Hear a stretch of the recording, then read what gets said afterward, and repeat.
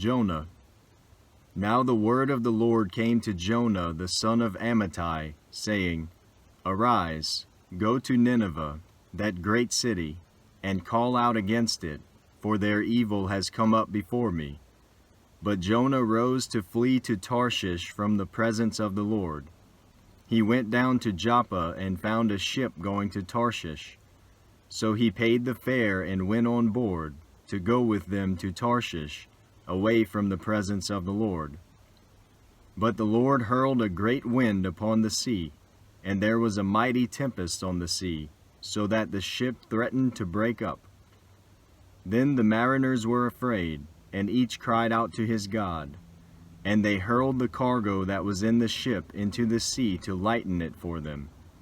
But Jonah had gone down into the inner part of the ship and had lain down and was fast asleep. So the captain came and said to him, What do you mean, you sleeper? Arise, call out to your God. Perhaps the God will give a thought to us, that we may not perish. And they said to one another, Come, let us cast lots, that we may know on whose account this evil has come upon us. So they cast lots, and the lot fell on Jonah. Then they said to him, Tell us on whose account this evil has come upon us. What is your occupation? And where do you come from? What is your country? And of what people are you? And he said to them, I am a Hebrew, and I fear the Lord, the God of heaven, who made the sea and the dry land. Then the men were exceedingly afraid and said to him, What is this that you have done? For the men knew that he was fleeing from the presence of the Lord, because he had told them. Then they said to him, What shall we do to you, that the sea may quiet down for us? For the sea grew more and more tempestuous. He said to them, Pick me up and hurl me into the sea. Then the sea will quiet down for you, for I know it is because of me that this great tempest has come upon you. Nevertheless, the men rowed hard to get back to dry land, but they could not, for the sea grew more and more tempestuous against them. Therefore they called out to the Lord, O Lord, let us not perish for this man's life, and lay not on us innocent blood, for you, O Lord, have done as it pleased you. So they picked up Jonah and hurled him into the sea, and the sea ceased from its raging. Then the men feared the Lord exceedingly, and they offered a sacrifice to the Lord and made vows. And the Lord appointed a great fish to swallow up Jonah, and Jonah was in the belly of the fish 3 days and 3 nights. Then Jonah prayed to the Lord his God from the belly of the fish, saying, I called out to the Lord out of my distress, and he answered me. Out of the belly of Sheol I cried, and you heard my voice. For you cast me into the deep, into the heart of the seas, and the flood surrounded me.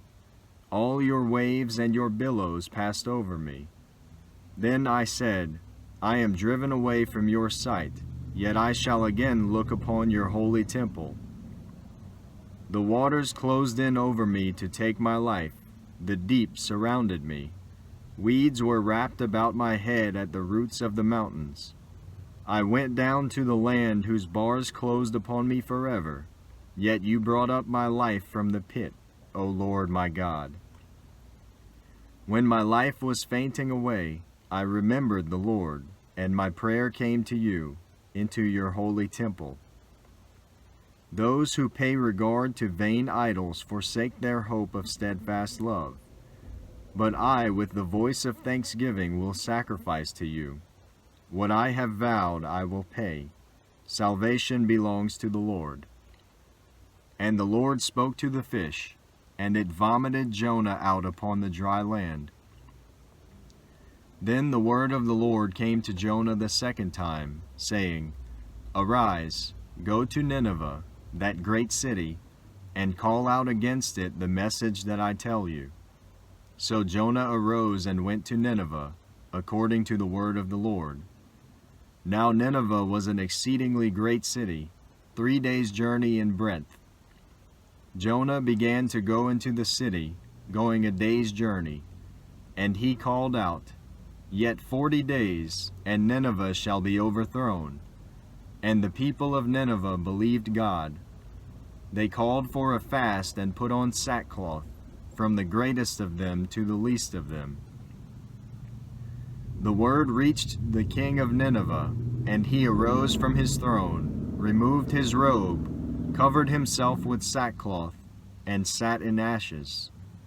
And he issued a proclamation and published it.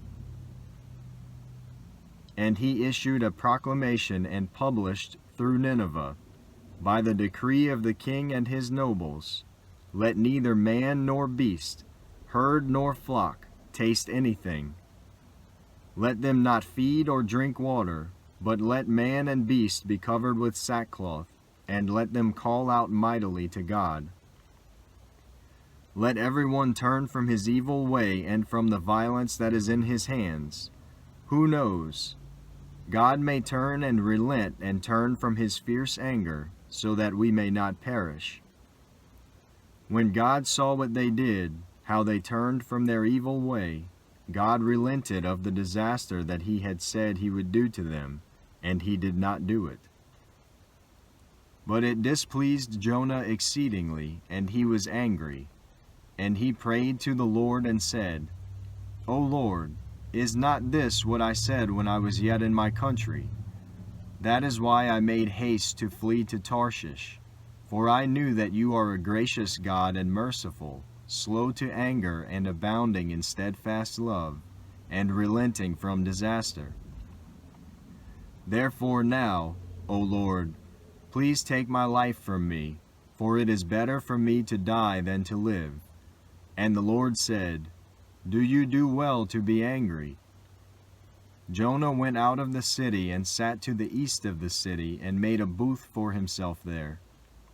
He sat under it in the shade, till he should see what would become of the city. Now the Lord God appointed a plant and made it come up over Jonah, that it might be a shade over his head, to save him from his discomfort. So Jonah was exceedingly glad because of the plant. But when dawn came up the next day, God appointed a worm that attacked the plant, so that it withered. When the sun rose, God appointed a scorching east wind, and the sun beat down on the head of Jonah so that he was faint. And he asked that he might die and said, It is better for me to die than to live. But God said to Jonah, Do you do well to be angry for the plant? And he said, Yes, I do well to be angry, angry enough to die. And the Lord said, You pity the plant, for which you did not labor, nor did you make it grow, which came into being in a night and perished in a night.